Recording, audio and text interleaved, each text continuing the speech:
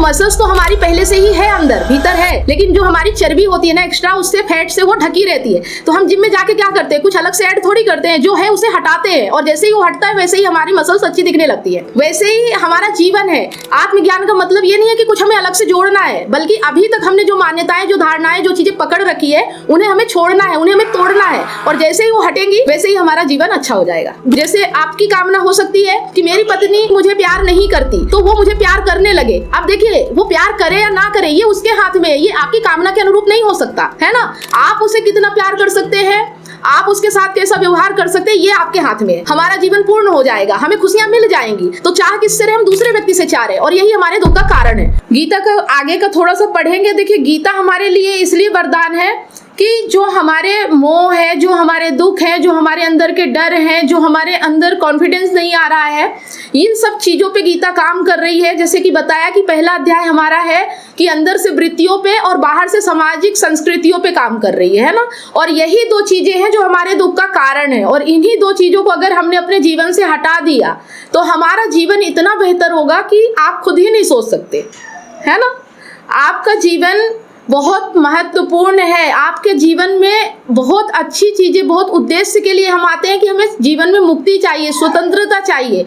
अक्सर मनुष्य का जब जन्म होता है ना, तो जन्म से ही अधूरा होता है, अपूर्ण होता है, अहंकार के साथ जन्म लेता है। लेकिन जैसे जैसे वो अधूरा होता है तो वो सोचता है कि मेरी कामनाएं बाहर से पूरी हो जाएंगी, कोई पत्नी मिल जाएगी तो मेरी कामना पूरी हो जाएगी, पैसा मिल जाएगा तो मेरी कामना पूरी हो जाएगी। इन सब चीजों के पीछे वो भागता रहता है। लेकिन सब कुछ मिल जाने के बाद भी उसे पता चलता है कि मेरी कामनाएं तो अधूरी की अधूरी रह गई, बल्कि और ज्यादा पूर्ण हो गया। मुझे और ज्यादा सुख की तलाश में चलते चलते और ज्यादा दुख मिल गया, है ना। तो जब ये चीजें समझ में आ जाती हैं तो इसी को बोलते हैं कि आत्मज्ञान की ओर आगे बढ़ना। जब हम अपनी कामनाओं को देख पाते हैं कि हम जिस चीज के लिए भाग रहे हैं हमें वो चाहिए ही नहीं, हम फालतू उनके पीछे भाग रहे हैं। हमें तो मुक्ति चाहिए, हमें तो स्वतंत्रता चाहिए, हमें तो शांति चाहिए, लेकिन हम भाग कामनाओं के पीछे रहे जहां से हमें दुख मिल रहा है। समझ रहे हैं।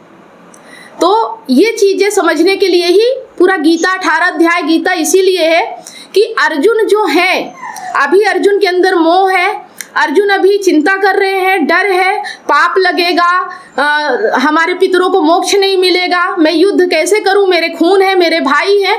तो अर्जुन को जब 18 अध्याय का ज्ञान दिया गया ना, वो उन्हें उस चीज से मुक्त कर दिया, उस तरह के अर्जुन रहे ही नहीं। तो फिर उन्होंने धनुष बाण उठाया और फिर युद्ध लड़ा, है ना। तो हमें भी अपनी जिंदगी का युद्ध लड़ना है। ये युद्ध है, ये संघर्ष है। हमारा जो ये शरीर है ना, यही हमारा कुरुक्षेत्र है, और जो हमारे मन के अंदर विचार है, जो हमारे इंद्रियों के पीछे मन भाग रहा है, इसी को हमें कंट्रोल करना है, इसी कामना को हमें हटाना है। यही हमारी मतलब हमारे लिए आत्मज्ञान है। समझ गए। जो हमें लड़ना किससे है, हमें अपनी वृत्तियों से लड़ना है ना। हमें कह देता है कोई कोई व्यक्ति कि मतलब आज तो कुरुक्षेत्र नहीं है, आज तो युद्ध नहीं हो रहा है, तो हमें गीता की जरूरत क्यों है। तो गीता की जरूरत क्यों है, क्योंकि आज हमारा शरीर ही धर्म कुरुक्षेत्र बना हुआ है।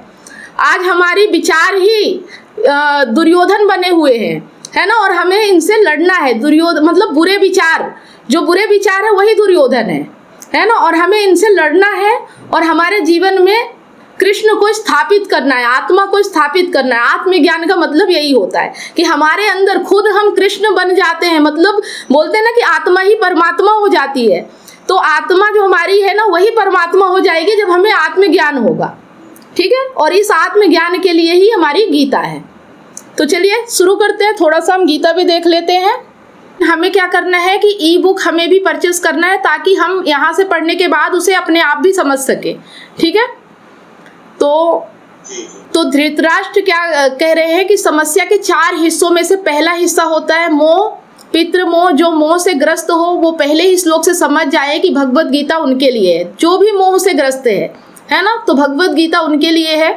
मोह का ही दूसरा उदाहरण हमें अभी पहले ही अध्याय में मिलने वाला है, और वो मोह बिल्कुल दूसरी दिशा में जा रहा है। एक है मोह धृतराष्ट्र का, जो कह रहा है खून बह जाए जल्दी से पांडवों का, और एक है मोह अर्जुन का, जो कह रहा है खून बहाना नहीं चाहता मैं कौरवों का। तो एक मोह में आप देखेंगे कि ऐसा लगेगा कि जैसे कितनी हिंसा है। धृतराष्ट्र के मोह में कितनी हिंसा है, वो अपने ही भाई के पुत्रों का रक्त बहाना चाहते हैं।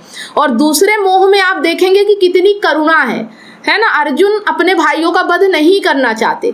तो एक चीज यहाँ पे ये समझना है कि मोह चाहे कैसा भी हो, लेकिन अगर वो अज्ञान से निकल रहा है, अगर हम जानते नहीं हैं, हमारे आत्मज्ञान से नहीं निकल रहा है, तो चाहे वो करुणा का मोह हो देखने में और चाहे वो हिंसा का मोह दोनों तरह के हमारे लिए हानिकारक ही होते हैं। तो हमें इस मोह से, बंधन से मुक्त होना है, ठीक है। तो दोनों ही जगह बात मोह की है, लेकिन एक जगह ऐसा लग रहा है कि बड़ा हिंसात्मक मोह है ऊपर ऊपर देखने में, और एक जगह लग रहा है कि बड़ा अहिंसात्मक मोह है। श्री कृष्ण स्पष्ट कर देते हैं आगे की मोह तो मोह ही होता है, और मोह माने हिंसा। चाहे आपका कैसा भी मोह हो, वो हिंसा ही कहलाता है, वो गलत ही है, ठीक है ना। हम कहते हैं कि हम अपने बेटे से मोह कर रहे हैं, हम अपने पत्नी से मोह कर रहे हैं, मतलब अगर मोह है तो आप अपने पत्नी, आप अपने बच्चे, अपने परिवार के साथ गलत सही नहीं कर रहे, गलत ही कर रहे हैं, ठीक है। मोह से नहीं होना चाहिए, सच से सच होना चाहिए, मोह नहीं होना चाहिए, जो सही है वो होना चाहिए।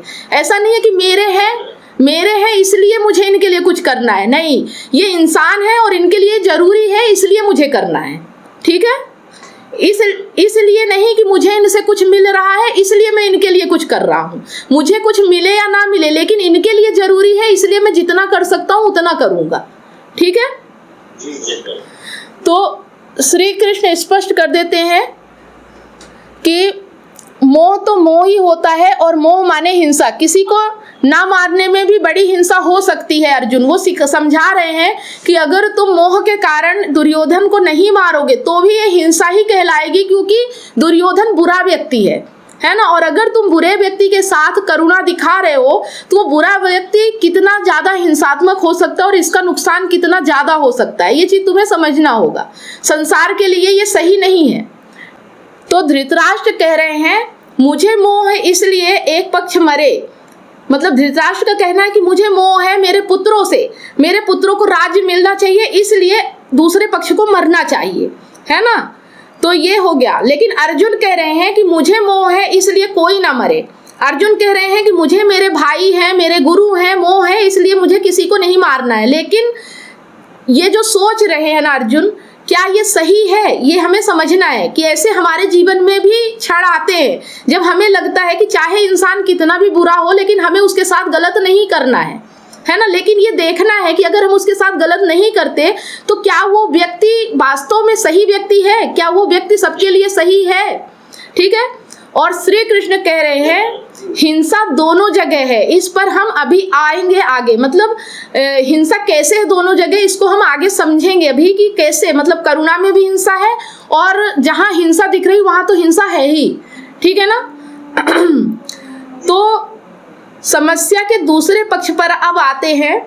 जो दूसरा पक्ष है वो है दुर्योधन का भय, और दुर्योधन का भय हमें दिखाई देता है 47 श्लोकों में, दूसरे श्लोक से लेकर के 19वें श्लोक तक। ये आप जब गीता की किताब खरीदेंगे ना उसमें आपको ये सब चीजें देखने को मिलेंगी।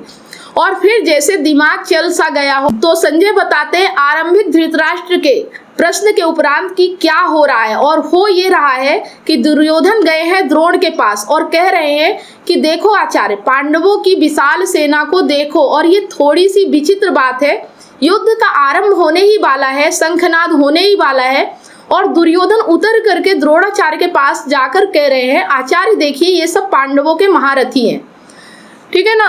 तो यहाँ पे युद्ध होने वाला है। और एक चीज देखिए कि दुर्योधन की सेना अर्जुन की सेना से बड़ी है। दुर्योधन मतलब कौरवों की सेना कितनी बड़ी सेना है, इसके बावजूद वो डरे हुए हैं और डर के कारण कह रहे हैं कि देखिए महारथी, मतलब अर्जुन को महारथी बता रहे हैं, अर्जुन की सेना को महारथी बता रहे हैं और अपनी सेना को ऐसे ही आंक रहे हैं। तो ये डर कहाँ से आ रहा है? ये डर इसलिए आ रहा है क्योंकि वो गलत के साथ है ना, और अर्जुन सही के साथ है।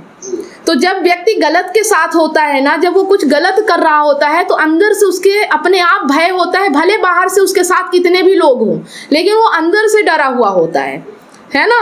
और फिर जैसे दिमाग चल सा गया हो, जैसे आवेशित हो गए हो, आवेशित समझते हो जैसे कुछ सिर पर चढ़ गया हो, है ना, अविष्ट हो गए हो, वो द्रोण को गिनाने लग जाते हैं कि पांडवों के महारथियों के नाम। ये बात निसंदेह कौतूहल पैदा करने वाली है, बड़ी विचित्र है, ऐसा कोई क्यों करेगा?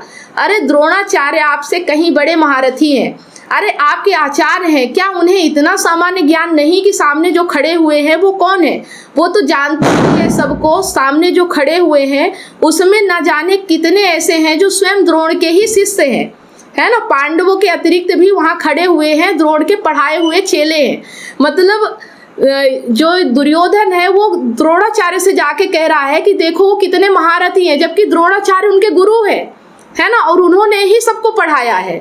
इसके बाद भी दुर्योधन को भय लग रहा है, डर लग रहा है कि देखो कितने महारथी है।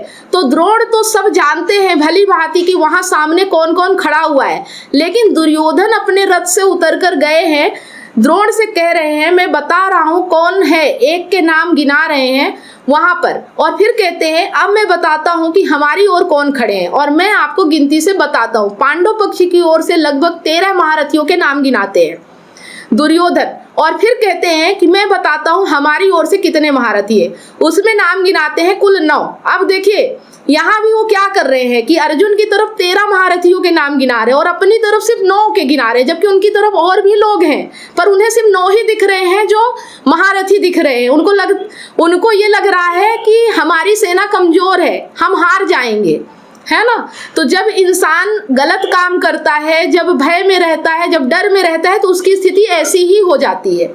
तो हमें समझना ये है कि गलत क्या है। गलत ये है कि कामनाओं के पीछे भागना। दुर्योधन की कामना थी कि राज्य पूरा मुझे मिलना चाहिए, जबकि उसके 2 हिस्से होने चाहिए थे, एक अर्जुन पांडवों को मिलना चाहिए और एक कौरवों को मिलना चाहिए। लेकिन कौरवों की कामना क्या है कि पूरा राज्य मुझे ही चाहिए, है ना।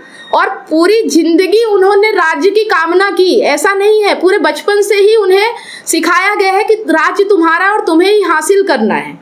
आ रहा समझ में? लेकिन हमें एक चीज समझना है यहाँ, इस गीता से हमें ये समझना है कि जो कामना हमारी होती है क्या वो पूरी होती है? दुर्योधन की कामना थी कि मुझे पूरा राज्य मिले, क्या मिला दुर्योधन को राज्य? ये बताइए आप लोग, दुर्योधन को राज्य मिला क्या? कामना तो यही थी कि पूरा राज्य मैं हासिल करूं। ठीक है, इसी तरह से हमारी कामनाएं होती हैं, इसी तरह से हमारी कामनाएं होती है। हम चाहते हैं कि हमें हमारी कामनाओं के हिसाब से मिले, हम पूरी जिंदगी अपने कामनाओं के पीछे भागते रहते हैं, लेकिन होता वही है जो सही होता है ना। हम कितनी भी कामना कर ले, लेकिन हमारी कामना कभी पूरी नहीं हो सकती। आ रहा समझ में? है ना। तो हम अगर गलत हाँ, मतलब अगर हम अपने आप में भरोसा रखेंगे, अपनी जिंदगी का निर्णय खुद लेंगे, अपने आप से ही कुछ कामना रखेंगे तो ठीक है, हमारा अधिकार हमारे ऊपर हो सकता है। लेकिन अगर हम किसी दूसरे से चाहें कि दूसरा कोई हमारी कामना पूरी कर दे, तो कभी ऐसा संभव नहीं है, ना हुआ है ना होगा, है ना। लेकिन हम इसी कारण जिंदगी भर परेशान रहते हैं। आ रहा समझ में? तो हमें यहाँ पे सीख क्या लेना है? हमें यहाँ से सीखना है कि कभी भी किसी दूसरे से कामना नहीं करना है, किसी दूसरे की वस्तु का, किसी दूसरे व्यक्ति का, किसी भी दूसरी चीज का। जैसे आपकी कामना हो सकती है कि मेरी पत्नी मुझे प्यार नहीं करती, तो वो मुझे प्यार करने लगे। अब देखिए, वो प्यार करे या ना करे ये उसके हाथ में है, ये आपकी कामना के अनुरूप नहीं हो सकता, है ना। आप उसे कितना प्यार कर सकते हैं, आप उसके साथ कैसा व्यवहार कर सकते हैं, ये आपके हाथ में है। लेकिन वो आपके साथ कैसा व्यवहार करेगी ये उसके हाथ में है। लेकिन हम चाहते हैं कि वो करे, उसकी तरफ से हमें ये चीज मिले, लेकिन हम जैसे हैं वैसे ही बने रहें। हमें उधर से मिल जाए तो हमारा जीवन संतुष्ट हो जाएगा, हमारा जीवन पूर्ण हो जाएगा, हमें खुशियां मिल जाएंगी। तो चाह किससे रहे? हम दूसरे व्यक्ति से चाह रहे, और यही हमारे दुख का कारण है ना। हमें किसी दूसरे व्यक्ति से खुशी की कामना नहीं करनी है। ये चीज जिस दिन समझ में आ गई ना, उस दिन हम दूसरे की शिकायतें करना बंद कर देंगे। एक दूसरा व्यक्ति है, उसका अपना जीवन है, उसका अलग जिंदगी है। हाँ, हमारे साथ वो जुड़ा है तो हम उसके साथ तभी तक जुड़े रहेंगे, तभी तक उससे मतलब रखेंगे जब तक वास्तव में हम दोनों एक दूसरे के साथ खुश है। अगर एक खुश है एक दुखी है तो ऐसा साथ किस काम का? और फिर हम सोचे कि वो सही हो जाए तो हमारा जीवन बेहतर हो जाए। अरे जब बेहतर था, जब आप शुरुआत में थे, जब आपके बीच कोई प्रॉब्लम नहीं थी, तो क्या पूरा जीवन बेहतर हो गया? नहीं हुआ ना। तो आगे कैसे हो जाएगा, इसकी कौन सी गारंटी है? कोई गारंटी नहीं है ना। तो ये चीज हमें समझना होगा। तो यहाँ गीता से चीजें समझ में आ रही ना कि गीता हमारे लिए कैसे उपयोगी है, हमें इससे कैसे सीख लेना है ना। लेकिन दुर्योधन ने वहां जाकर के जितने अपने महारथियों के नाम गिनाए उससे 1.5 नाम गिना दिए पांडवों की तरफ से। इतना ही नहीं है, फिर आगे कहते हैं कि उधर वो जो भीम की सेना है वो पर्याप्त है और इधर जो भीष्म देव द्वारा नेतृत्व की जा रही हमारी सेना है वो अपर्याप्त है। ठीक यही शब्द है दुर्योधन के, पितामह भीष्म के द्वारा रक्षित हमारा सैन्य बल अपर्याप्त है और उधर भीम के द्वारा रक्षित पांडवों की सेना पर्याप्त है। अब देखिए पितामह भीष्म कौन थे? पितामह भीष्म वो थे जो कि इच्छा मृत्यु वरदान था उनको कि वो अपनी इच्छा से ही मरेंगे, है ना। लेकिन दुर्योधन को उनपे भी भरोसा नहीं था, वो उन्हें भी कमजोर बता रहे हैं, समझ रहे हैं। मतलब जब हम बुराई के साथ होते हैं तो हमें ताकतवर चीज भी कमजोर लगने लगती है, आ रहा है समझ में। तो हमारी ताकत हमें छीड़ लगने लगती है जब हम अहंकार के चलाए चलते हैं, जब हम कामनाओं के चलाए चलते हैं। जो बोलते हैं ना हम डिप्रेशन में जा रहे हैं, हमारे अंदर मतलब ये विचार आ रहे हैं, ऐसे बुरी बुरी बातें आ रही हैं, तो ये सब इसीलिए हो रहा है क्योंकि हम कामनाओं के पीछे भाग रहे होते हैं, समझ रहे हैं। और जब तक ये कामना रहेगी, जब तक ये कामना आपके भीतर रहेगी, तब तक ये डर आपका कभी खत्म नहीं होगा। और ये डर अगर खत्म करना है तो सबसे पहले हमें अपनी कामना को समझना होगा। जिस तरह से हम दुर्योधन की कामना को समझ पा रहे हैं उसी तरह से हमें अपने मन के अंदर विचारों को देखना होगा, ठीक है। हमारे मन में जो विचार चल रहे हैं ना, उन्हें हमें दुर्योधन की तरह की जैसे हम दूसरे को देखते हैं उसी तरह से हमें अपने विचारों को दूसरा बन के देखना होगा। ये नहीं देखना कि हमारे विचार है, ये देखना है कि अगर यही विचार किसी दूसरे के हो तो क्या होता है। हम दूसरे व्यक्ति को तो बहुत जल्दी समझ जाते हैं कि ये व्यक्ति बुरा है, ये गलत सोच रख रहा है, इसकी धारणा गलत है, लेकिन हम अपने विचारों को नहीं समझ पाते कि हमारे विचार कहाँ से आ रहे हैं, कौन सी कामना के चलते आ रहे हैं और क्या चाहते हैं, है ना। अगर ये हम समझ जाए तो हमारा जीवन यहीं से बेहतर होना शुरू हो जाता है और इसी चीज को हमें समझना है, ठीक है। तो आज हम यहाँ पे ये इतना ही समझते हैं। आज हमने क्या समझा कि मोह कैसा भी हो, मोह गलत होता है। और दूसरा कि अगर हम बुराई या कामना के चलाए चल रहे हैं तो हमारा जीवन डरा हुआ रहेगा और यही हमारे जीवन का डर है, हमारी कामना के मतलब कामना को पाने की इच्छा, ठीक है। और कामना किससे होती है? कामना हमेशा दूसरों से ही होती है, आ रहा है समझ में। कामना कभी ये नहीं होती कि हम पूर्ण है। अगर हम पूर्ण है, हम अच्छे हैं, हम अपने आप से ही प्यार कर रहे हैं, हम अपने आप को ही स्वतंत्र महसूस कर रहे हैं, तो फिर हम दूसरे से कामना क्यों करेंगे कि हमें कोई कुछ दे दे। अगर हमारे पास कोई चीज भरपूर है तो हम क्या किसी से मांगने जाएंगे, है ना। हम मांग ही इसीलिए रहे हैं क्योंकि हम अपने आप को खाली महसूस करते हैं, हम अपने आप को अधूरा और अपूर्ण महसूस करते हैं कि हमें लगता है कि कोई और पूरा कर देगा। लेकिन एक सच्चाई ये जान लीजिए आज कि आप अधूरे नहीं हैं, आप अपूर्ण नहीं हैं, आप पूर्ण हैं, आप स्वतंत्र हैं, आप आनंद में हैं। और इस चीज को आप जानते नहीं हैं, सिर्फ हमें क्या करना है? जानना है, समझना है ना। जिस दिन हम जान जाएंगे, समझ जाएंगे, उस दिन हमारी सारी चिंता, सारा डर खत्म हो जाएगा, ठीक है। हाँ बोलिए। खुद को कैसे जाने? देखिए, खुद को जानने का यही तरीका है कि हम जो भी काम कर रहे हैं, ठीक है, तो उसके पीछे हमारे विचार क्या चल रहे हैं। मतलब हम जो भी काम करने जा रहे हैं तो उसके पीछे हमारी कामना क्या है, हम क्यों करना चाहते हैं उस काम को, ठीक है। तो इस तरह से पहले हम ये देखेंगे कि हमारी कामना क्या है।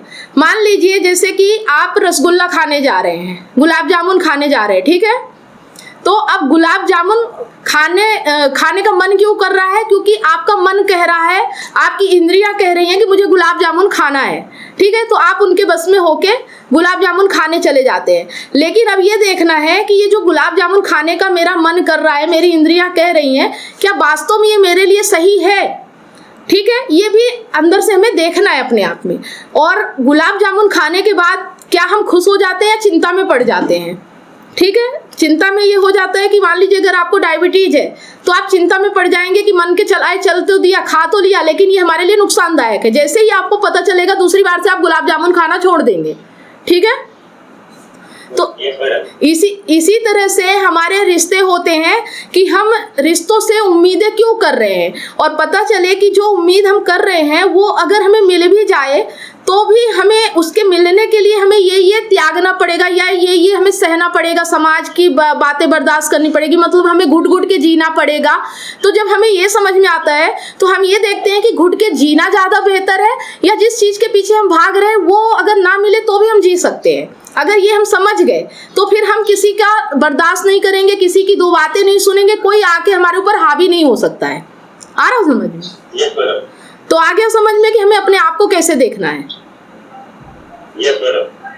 जो भी हम करने जा रहे हैं उसका परिणाम हमारे लिए कितना महत्वपूर्ण है। अगर वो परिणाम ज़्यादा घातक है और हमारी कामना जो है वो छोटी है तो हमें अपनी कामना को त्याग देना, लेकिन उस घातक परिणाम को नहीं झेलना।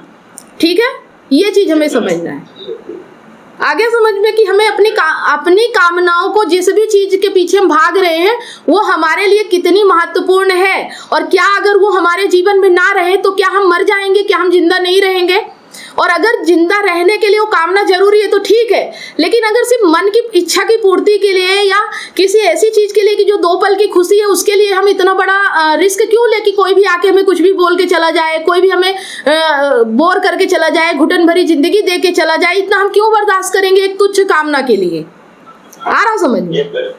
किसी के आगे हम क्यों झुके, जब हमें मतलब अगर हमें किसी से प्यार चाहिए, 2 पल की खुशी अगर मिल गई कि चलो उसने हमें प्यार कर लिया, और उस खुशी के लिए हमें सेल्फ रिस्पेक्ट है उसको दांव पे लगाना पड़े, हमें उसके आगे झुकना पड़े, हमें उसके आगे गिड़गिड़ाना पड़े, तो ऐसी खुशी किस काम की जो हमें ही तोड़ के चली जाए। आ रहा समझ में?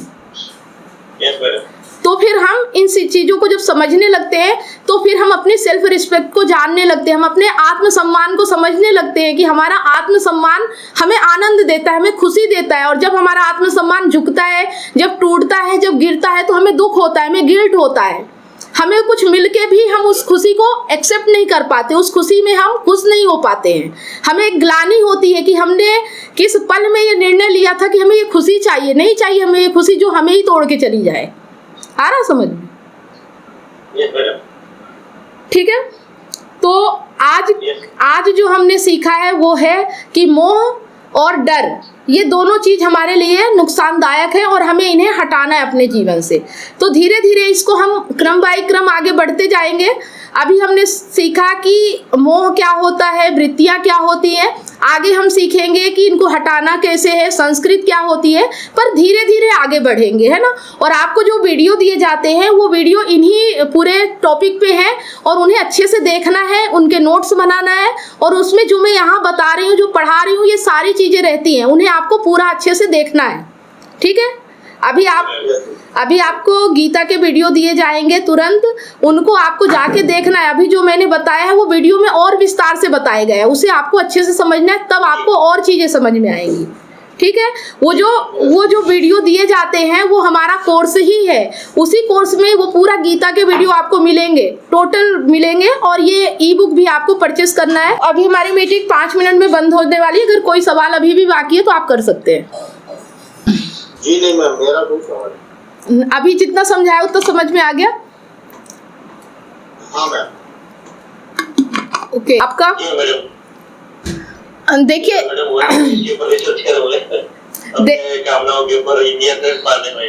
देखिए क्या करना है कि हमें ये हट नहीं करना है। जैसे जैसे ज्ञान आएगा वैसे वैसे हमारी बहुत सारी चीजें छूटने वाली हैं, बहुत सारी मान्यताएं हमारी टूटने वाली हैं। तो हमें ये हट नहीं करना है कि हम जैसे हैं वैसे ही बने रहेंगे और ज्ञान कोई अलग से कुछ मिल जाएगा। नहीं, ज्ञान का मतलब ये है कि अभी तक आपने जो मान्यताएं, जो धारणाएं बना रखी, उन सबको तोड़ना है, हटाना है। ठीक है, हाँ बोलिए। उसमें मेरा भी ऐसे कि अपने खुद को ही समझना है अभी। हाँ है ना, खुद समझना, खुद हाँ। देखिए क्या करना है, एक उदाहरण यहाँ देते हैं, अगर टाइम रहा तो हो पाएगा कंप्लीट, नहीं तो मीटिंग बंद हो जाएगी, कोई दिक्कत नहीं है। तो क्या है कि जैसे हम जिम जाते हैं, है ना, और जिम जाके हम मसल्स बनाते हैं, तो मसल्स तो हमारी पहले से ही है, अंदर भीतर है, लेकिन जो हमारी चर्बी होती है ना एक्स्ट्रा, उससे फैट से वो ढकी रहती है। तो हम जिम में जाके क्या करते हैं, कुछ अलग से ऐड थोड़ी करते हैं, जो है उसे हटाते हैं, और जैसे ही वो हटता है वैसे ही हमारी मसल्स अच्छी दिखने लगती है। ठीक है, आ रहा समझ में? Yes, ma'am. वैसे ही हमारा जीवन है। आत्मज्ञान का मतलब ये नहीं है कि कुछ हमें अलग से जोड़ना है, बल्कि अभी तक हमने जो मान्यताएं, जो धारणाएं, जो चीजें पकड़ रखी है, उन्हें हमें छोड़ना है, उन्हें हमें तोड़ना है, और जैसे ही वो हटेंगी वैसे ही हमारा जीवन अच्छा हो जाएगा। तो आज का ये वीडियो आपको कैसा लगा कमेंट करके जरूर बताना। वीडियो अच्छा लगा तो लाइक करें, ज्यादा से ज्यादा इसे शेयर करें। मिलते हैं नेक्स्ट वीडियो में, तब तक आप सभी लोगों को वीडियो अंत तक देखने के लिए बहुत बहुत धन्यवाद। इतनी सारी काउंसलिंग करने के बाद मुझे रियलाइज हुआ कि लोग अपने रिलेशनशिप और लाइफ से कितने ज्यादा परेशान हैं, जबकि मैंने अपने YouTube चैनल और Facebook पेज पर हजारों वीडियो रिलेशनशिप से रिलेटिव फ्री में डाल रखी हैं। फिर भी लोग पर्सनल काउंसलिंग चाहते हैं। नमस्कार दोस्तों, मैं कमलेश सोनी एक रिलेशनशिप कोच हूँ। 2019 से लेकर आज तक हजारों लोगों को मैंने फोन पर मदद किया है, जो लोग अपने रिलेशनशिप प्रॉब्लम्स को लेकर मुझे कांटेक्ट करते हैं। अब मेरा ये मिशन है, जो लोग रिलेशनशिप प्रॉब्लम्स को लेकर हताश और निराश है, ऐसे लोगों की मैं मदद करूं, ताकि लोग अपने रिलेशनशिप को खुद ही ठीक कर सके और जीवन में हमेशा